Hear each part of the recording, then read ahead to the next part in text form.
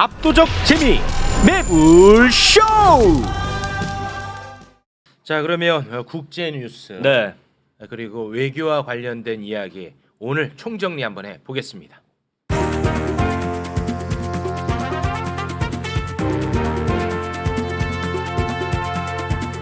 세계로 뻗을래요.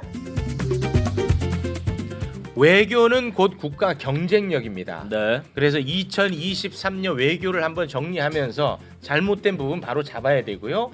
2024년 외교를 한번 전망을 해보는 시간을 가져보도록 하겠습니다. 김준영 교수님 어서 오십시오. 네, 안녕하십니까. 네, 반갑습니다. 자, 그리고 오랜만에 함께하십니다. 중국통 김희교 교수님 어서 오십시오. 안녕하세요. 네.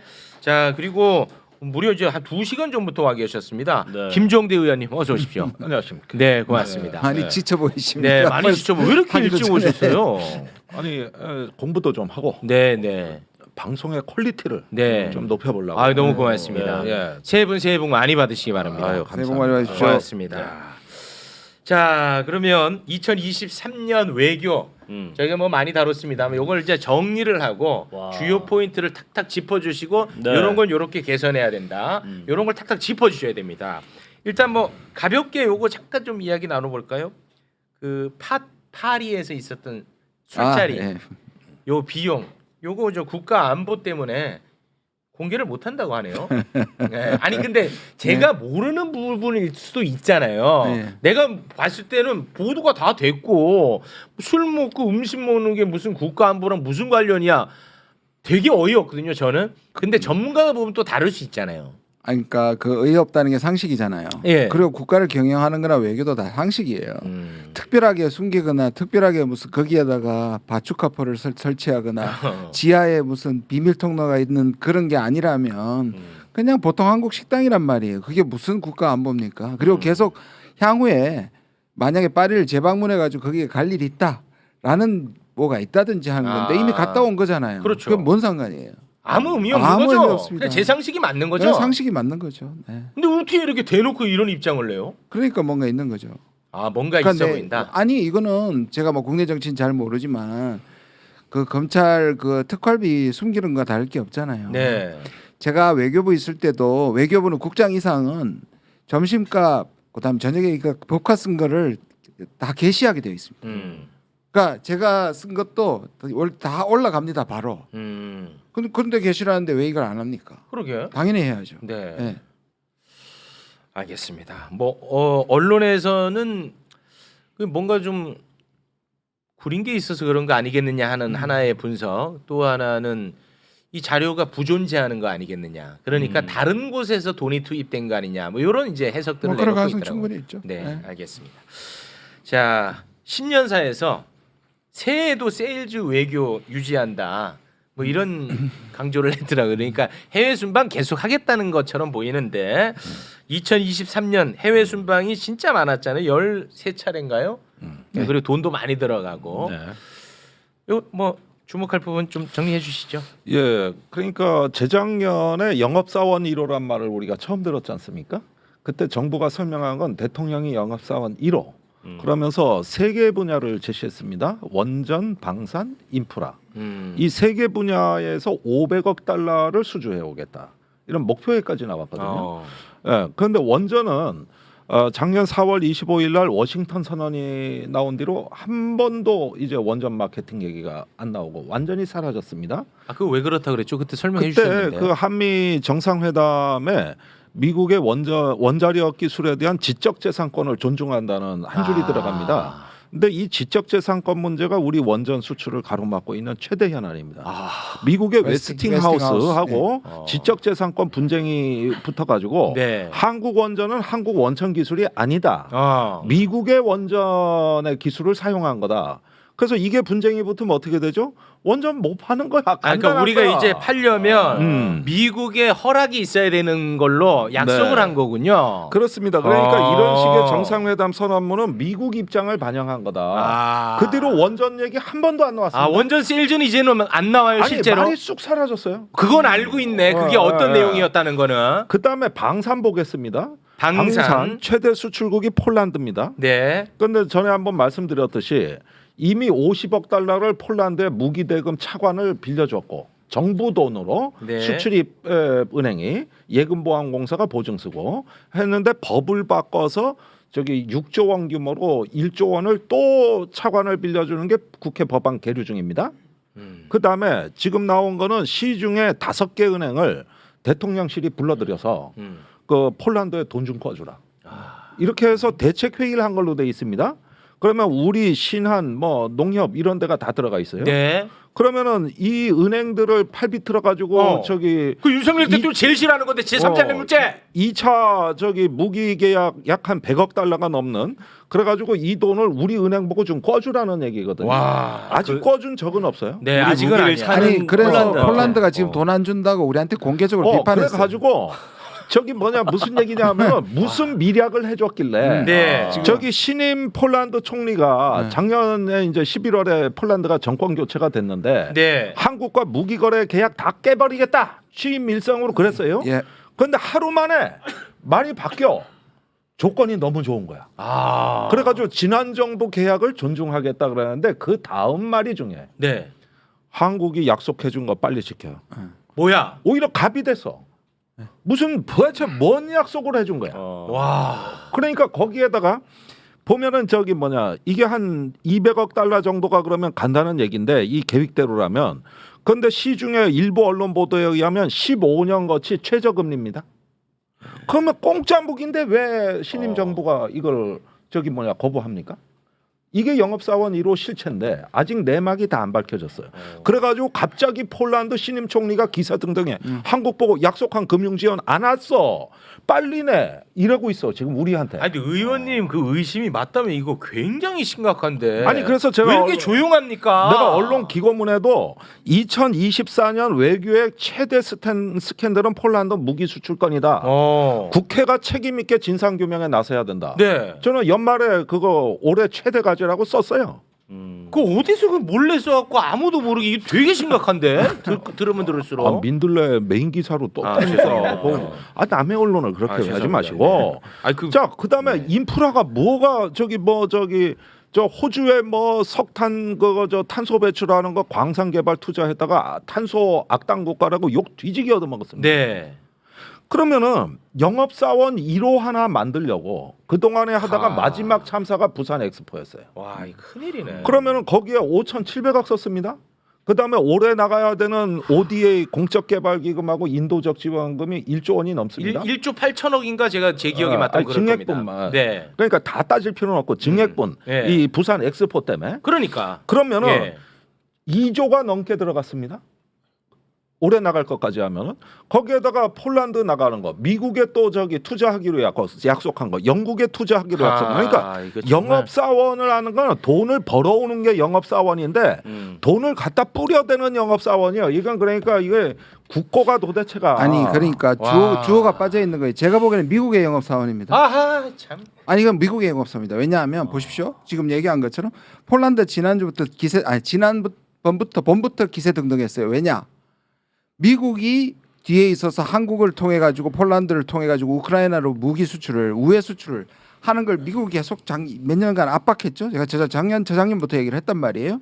그거를 늦어지니까 공개적으로 그때 총리도 지난 총리도 미국한테 빨리 한국을 더 압박해서 무기를 빨리 가져 이게 지금 공개된 기자회견에서 나온 얘기입니다. 진짜 열받는다. 그리고 그때 도청도 거기서 나온 거잖아요. 도청 자료가 사실이라는 거.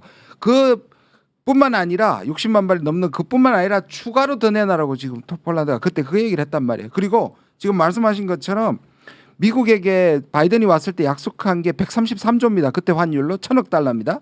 한국의 5대 기업이 약속하고 지금까지 들어간 돈이 73조입니다. 그러니까 지금 반쯤이 들어갔어요. 그죠? 그러면서도 우리가 그 배터리나 반도체 이미 돈이 들어간 투자한 게 73조 73조예요. 반쯤 들어갔습니다. 벌써 들어갔다고. 지금 짓고 있으니까요. 미국이 한국 공사판입니다 지금. 그리고 133조 그러니까 또 반 남았죠. 근데 지금 반 들어간 거에 대해서 보상을 하나도 못 받았습니다. 다 아시지 않습니까? 네, IRA 법이나 그러니까요. 해서 못 받았습니다. 근데 최근에 트럼프가 무슨 얘기를 했냐면 공장을 지어도 보조금 줄 수 없다 내가 되면. 그러니까 지금 133조를 하고 우리는 하나도 못 가져올 수 있습니다. 자, 요거를 이제 정리하면 진짜 스트레스 많이 받는데. 미국의 영업 사원이다.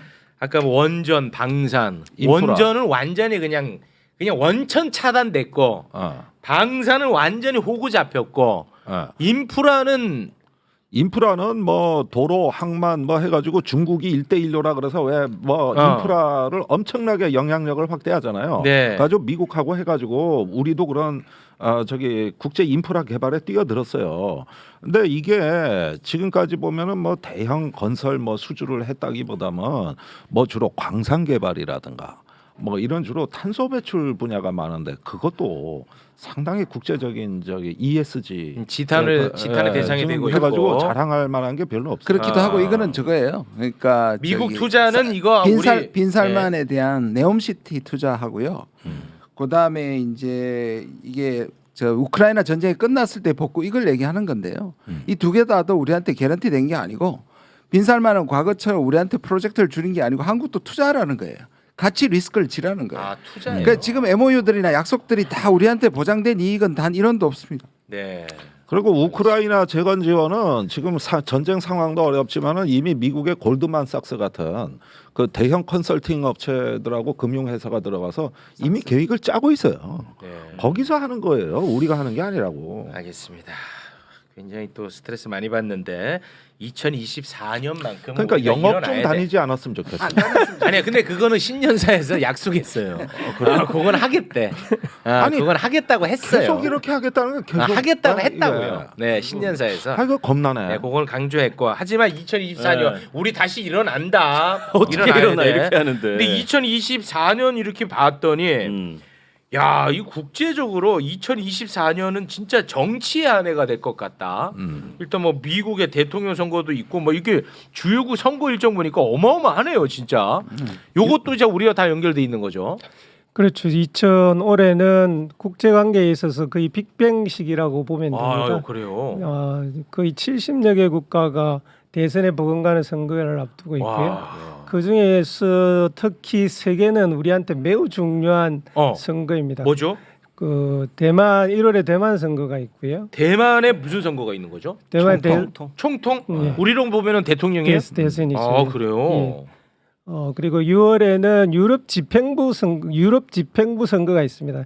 이 언론이 별로 주목을 하지 않는데 이것도 세계 정세에 굉장히 중요한 선거가 되고요. 유럽 집행부 선거. 예. 유럽 EU 집행부입니다. 아, EU 유럽연합. 예, 예. 유럽연합. 그리고 이제 잘 아는 대로 이제 미국 대선이 미국 11월에 대선. 있고요. 네. 네, 그렇게 되어 있습니다. 이 각각이 한국으로서는 굉장히 정신을 바짝 차리지 않으면 네. 굉장히 큰일 날 수 있는 중요한 선거들입니다. 우리의 정치 외교에 굉장히 큰 영향을 미칠 선거들입니다. 대만 총통 선거는 어떤 의미가 있는지 그걸 좀 몇 가지 짚어 주시죠. 일단 며칠 안 남았습니다. 13일 날 선거를 하는데요. 지금 3명이 3파전을 벌이고 있습니다. 일단 여당인 민진당이 지금 1위를 달리고 있는데요. 오차 범위 내로 2위인 국민당 후보가 오차 범위 내로 달리고 있습니다. 민진당이 친미예요? 친미 반중이라고 보면 되고요. 반대로 국민당은 그냥 친중이라고 보면 됩니다. 반미 성향은 없는데 친중이라고 보면 되고요. 네. 그리고 제2야당도 친중에 가깝습니다. 아니 잠깐만. 이렇게 되면은 만약에 민주진보당, 친미정당, 라이칭더 네. 이 사람이 총통에 당선되면 네. 지금 체제랑 뭐 크게 다르지 않고 나머지가 되면 우리 입장도 매우 난감해지겠군요. 이제 지금 민진당 여당이 당선이 되면 지금 시스템은 같이가 않은데 문제는 더 위험해질 가능성이 있습니다. 왜냐하면 네. 이분이 중국이 판단하기에는 대만 독립을 추구한다고 보고 있거든요.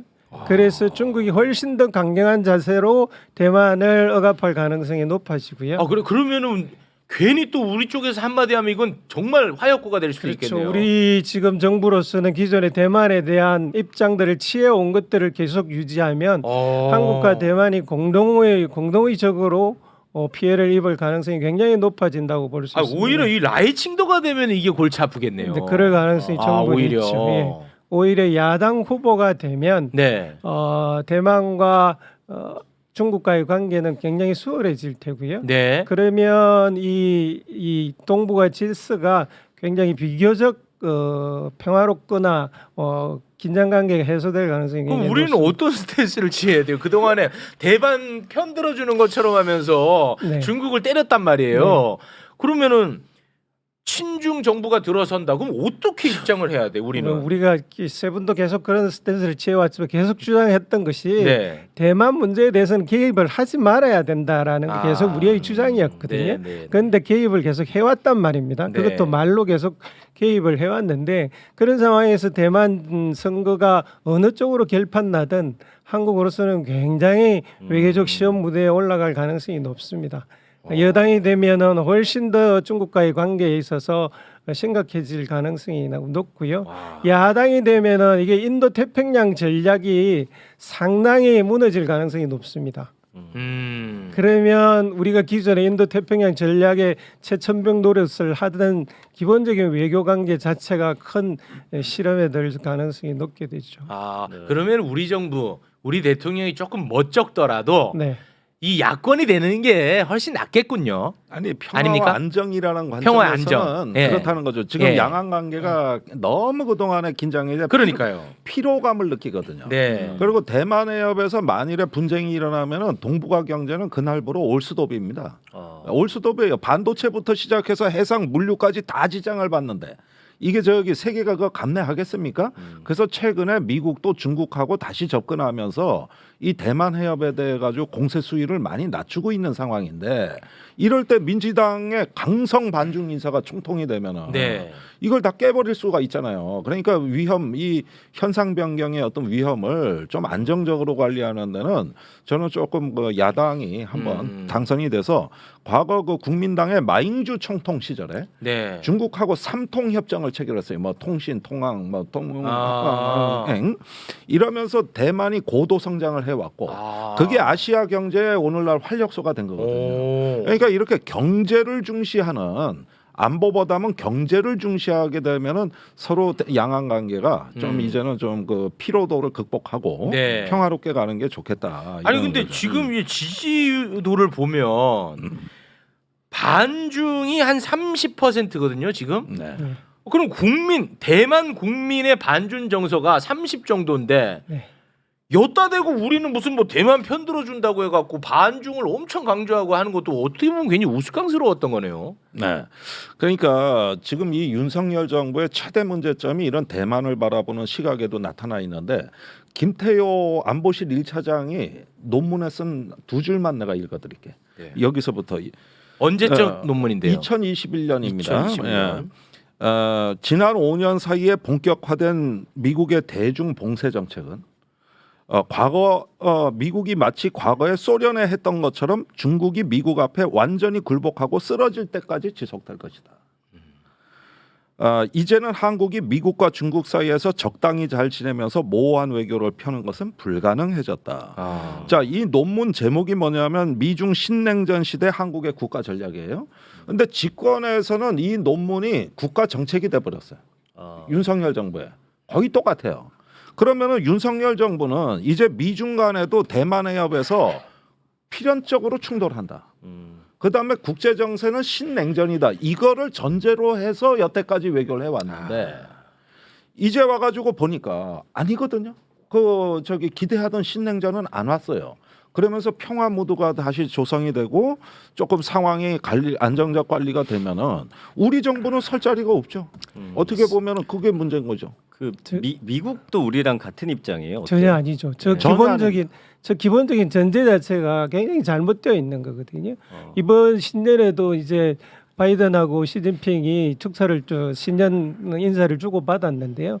기본적으로는 지난 11월에 있었던 미중 정상회담 이후에 가만히 살펴보면 미국에서 대만 공격하는 일이 거의 없어졌잖아요. 아니 제이크 예, 설리반이 예. 그 10월 2일 날 포린 어페어즈의 정반대 얘기를 합니다. 그 한 줄만 읽어드릴게요. 미국은 소련의 붕괴에서 비롯된 것 같은 변혁적 최후 국가를 기대하지 않는다. 뭐 그러니까 말이 소련 어렵네. 붕괴와 같은 그런 결과 기대하지 않아요. 어려워 말이. 이로 인해 미국이 이득을 얻겠지만 중국도 이득을 얻게 될 것이다. 우리는 중국이 앞으로 세계 무대의 주역이 될 것으로 기대한다.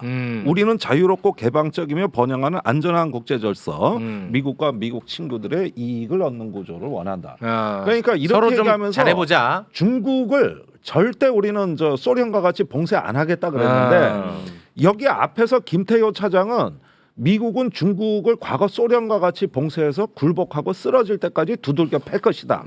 이렇게 한 이 인식의 간극이 네. 2023년에 우리 외교의 완전히 어떤 방향 상실의 기본 백그라운드가 됐다 이거예요. 네. 네. 외교에 있어서만큼은 김태효 정부라고 해도 크게 틀리지 않는 표현 네. 같다는 느낌이 드네요. 네. 예. 큰일인데. 어떻게 하죠? 야, 갈수록 나는 이 외교 이 시간만 되면 계속 답답하네요, 진짜. 예. 아니 답답하시라고 하는 얘기예요. 아이 그럼 답답하면 안 되죠. 희망이 있어야죠. 아니 답답해야 희망이 있는 겁니다. 아 그렇습니까? 그러니까 현실을 바라볼 수 있는 이걸 좀 용기 있게 현실을 제대로 보자. 네. 이런 얘기예요. 미국이나 한국이나 올해가 이제 미국의 대선이 11월이고 아까 빠졌지만 한국 총선도 굉장히 중요합니다 지금. 한국의 총선 4월에 있는데요. 4월이잖아요. 네. 근데 이 왜 중요하냐면 이 두 나라에서 지금까지 보지 못하던 한 가지 팩트가 있어요. 뭐냐하면 외교 문제가 선거의 중요 어젠다로 떠오르고 있어요. 미국이나 한국이 다 경제거든요. 특히 총선이 외교 문제가 이렇게 떠오른 적이 없었거든요. 네. 미국도 마찬가지예요. It's economy stupid이라는 말이 좀 되게 유명해졌잖아요. 이거 경제야 바보야라는 게 미국에서도 언제든지 주머니 사정이 어떻게 되고 인플레이션 어떻게 되는 게 아직도 여전히 중요하지만 네. 미국도 계속 문제되는 게 우크라이나 전쟁하고 좀 미중 관계 때문에 그것에 대해서 얼마나 약한 모습을 보이지 않느냐가 미국 대선을 결정한다고 얘기를 해요. 그러면 왜냐하면 미국도 한국도 외교 문제가 리스크가 되기 때문이에요. 그러니까 이렇게 많은 국민들이 외교를 걱정한 적이 없어요, 우리도. 네 맞습니다. 근데 지금 대선도 아니고 총선이란 말이에요. 네. 총선에 지금 안보 문제. 지금 북한 보십시오. 한국하고 북한이 이제 완전히 남의 나라 되고. 아유 이제는 뭐. 그러니까 네. 불안감이 일상이 된 시대를 우리가 지금 왔단 말이에요. 제가 강연을 가면 많은 사람들이 걱정을 한단 말이에요. 박지원 장관님도 오늘 아침에 제가 뵀는데 저보고 묻는 첫 번째 질문이 북한이 전쟁하겠느냐, 남북이 전쟁이 나지 않겠느냐는 질문을 저렇게 정치인도 하시단 말이에요. 아휴. 그러니까 모든 사람들이 걱정하는 문제가 된 것이 이게 정부가 이런 문제를 해결하라고 난 것이 정부인데 네. 정부고 특히 대통령이 외교 리스크에 한가운데 있다는 거예요. 네. 아니 그 지금도 그 계속해서 이 정부는 힘에 의한 평화를 강조하는데 아니 뭐 힘에 의했든 안 힘에 의했든 평화가 오는 건 전 좋다고 보는데 너무 불안해 진짜. 그러니까요. 너무 불안하다고. 아니 안보 전문가님 이 진짜 한반도 이 평화 이거 걱정이 됩니다. 방금 말씀하신 것처럼 실제 북한이 너무 세지고 있어 발언이.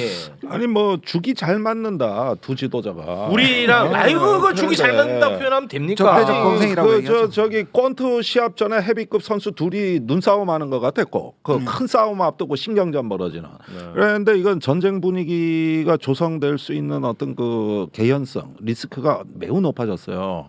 그런데 지금은 전쟁에서 이기고 지는 게 문제가 아니라 위기 관리에 이제 어떤 안정적 관리를 하고 통제할 수 있냐 이 능력이 이제 시험대에 오르는 거예요. 네. 그리고 자꾸 위기를 암시하는 게 정부예요. 뭐 국정원에 따르면 북한이 총선 앞두고 큰 판 준비하고. 아 이거 참. 아니 이런 걸 왜 공개적으로 저기 그렇게 홍보에 열을 올립니까? 신원식 발언이 또 너무 세. 너무 세. 그리고 끝까지 그뭐 강력하게 응징하라 뭐 이런 얘기들이죠. 그래서 제가 보기에는 일선의 전투원들이 이 어떤 그 유연성, 융통성을 갖고 안보를 지킨다기보다는 경직돼서 내가 세게 대응 안 하면 나중에 난 문책 받을 거야. 아이고. 이런 식의 어떤 그 시야를 보는 이 적정을 주시하는 이 시야가 흐려질 가능성이 높아요. 적개심과 증오심이 커지다 보니까 이 자체가 위험한 거예요 지금. 네. 위험한 겁니다 이건. 이제 문제는 외교는 정부가 아니면 할 수 있는 방법이 없잖아요. 그렇죠. 그러니까 윤석열 정부가 정신을 차리지 않으면 지금 2024년에 이 외교 이 큰 판이 열리는 데에서 우리나라가 아무것도 할 수 없단 말입니다. 네. 과거는 과거더라도 이제부터라도 좀 정신을 차려서 플랜을 만들어야 됩니다. 예를 들면 대만 선거에서 여당이 이겼을 때, 네. 야당이 이겼을 때, 네. EU 집행부에서 지금 기존의 집행부는 안전을 훨씬 더 중요하거든, 안보를 훨씬 중시하거든요. 경제보다. 이제 유럽 경제 상황이 너무 나빠서 이게 바뀔 가능성이 있어요. 그래서 때 안보를 중시하는 집행부가 되었을 때, 경제를 더 중시하는 집행부로 바뀌었을 때 그 대안도 마련돼야 되고요. 여러분이 계속 말씀하셨지만 트럼프와 바이든은 아시아 정책이 크게 달라질 가능성이 굉장히 높습니다. 그 두 개에 대한 대안도 마련돼야 되고요. 그렇겠네요. 그걸 가지고 국민들을 설득해내야 될 시점입니다. 지금 그냥 네. 총선에 자기 편이 되느냐 안 되느냐 가지고 네. 고민하고 있을 때가 아니고요. 네. 현명한 국민이라면 아마 그런 플랜이 있느냐 없느냐를 가지고 우리나라 총선에 임할 거라고 봅니다. 네. 1월 13일 네. 대만 총통 선거. 너 솔직히 관심 없었지?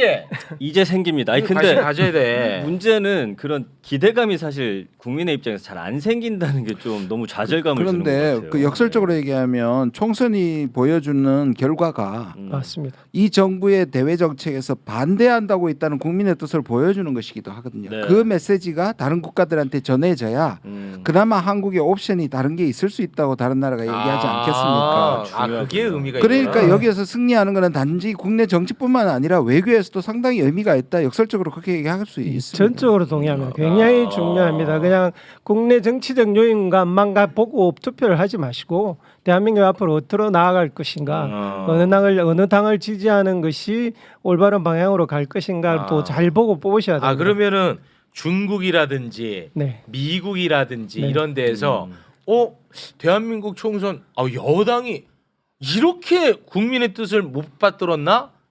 그러면은 야 우리 정책 조금 신중하게 좀 바꿔야 되겠네 이런 생각을 한다는 거죠. 당연히 그렇죠. 지금 사실은 2023년만 보더라도 한국은 국가로서 취급을 사실상 뭐 안 당했습니다. 없는 국가 취급하는 거예요. 미국하고 상대하면 된다라고 생각한 겁니다. 변수가 전혀 아니었어요. 말씀이 좀 심하시네. 김재영 원장님한테 물어보십시오. 예.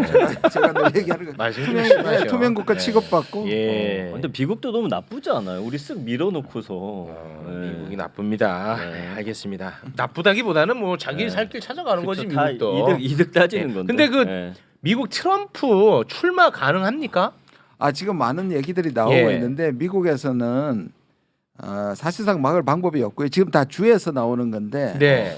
작년에 사실 바이든이 생각보다 중간 선거에 선전한 이유가 우리는 IRA나 경제라고 생각하는데 미국 내부에 중요한 원인이 하나 있어요. 낙태 금지시킨 그 대법원의 판결이 있었어요. 그러니까 뭐냐하면 여기에 대해서 굉장히 많이 반발해요. 뭐냐면 미국 사람들은 보수와 진보를 떠나서 자기 결정권을 국가나 법에서 뺏어가는 것을 싫어합니다. 네. 자기가 낙태에 반대하더라도 그거를 자기 결정권을 굉장히 중요시하는데 네. 그걸 대법원에서 결정한다는 게 기분 나빠서 역풍이 불었거든요. 음. 그럼 지금도 마찬가지예요. 그러면 트럼프가 나와서 국민들이 선택하게 만들어야지 네. 출마 기회 자체를 이거 뒤집는 것은 국민들이 싫어하고 특히 또 2009년에 플로리다에서 그 선거에서 표수자가 한 5, 600표밖에 안 났습니다. 그래서 재개표자 엘고와 부시 아들 부시가 붙었을 때요. 그래서 뒤집어질 수도 있었는데 대법원에서 사실 주법원에서는 다시 재개표를 하자 그랬는데 연방법원에서 못하게 했습니다. 그래서 아들 부시가 당선되었었거든요. 뭘 말씀드리냐면 주에서 아무리 그렇게 얘기해도 네. 연방대법원이 그것을 무효화시키고 할 가능성이 있고 또 심지어 옥중 출마도 할 수 있기 때문에 저는 왜냐하면 미국에서는 막을 방법이 없어요. 옥중 출마요? 옥중 출마도 가능합니다. 그렇기 네. 때문에 오히려 그 지지자들을 결집시킬 수 있기 때문에 트럼프에게 오히려 호재가 된다는 얘기도 있습니다. 그런데 아무튼 출마를 못하는 일이 발생하지는 발생하지는 않을 거라고 저는 것이다. 생각합니다. 네, 그동안에 이제 미국 사회를 봐왔던 대로 음. 판단을 하자면 네 알겠습니다. 자 오늘은 여기서 마무리 짓겠습니다. 그렇다고 제가 트럼프를 좋아하는 건 아닙니다. 아니 그러니까 좋아하는 게 아니 아까도 이거 중국 이거 대만이 총통 선거하는데 너네 다 무슨 뭐 친중이냐 중국으로 가라는데 그런 게 아니잖아요. 국가 이익입니다. 국가 그런 게 이익. 아니잖아. 아이고 참 근데 이런 하소연은 저만 할게요. 네, 우리 저 교수님까지 뭐 트럼프 그렇다고 좋아하는 거 아니에요? 이런 거 하지 마세요. 저희 다 아니까. 네, 알겠습니다. 자, 여기서 마무리 짓겠습니다. 함께해 주신 세 분 고맙습니다. 감사합니다. 새해 복 많이 받으십시오.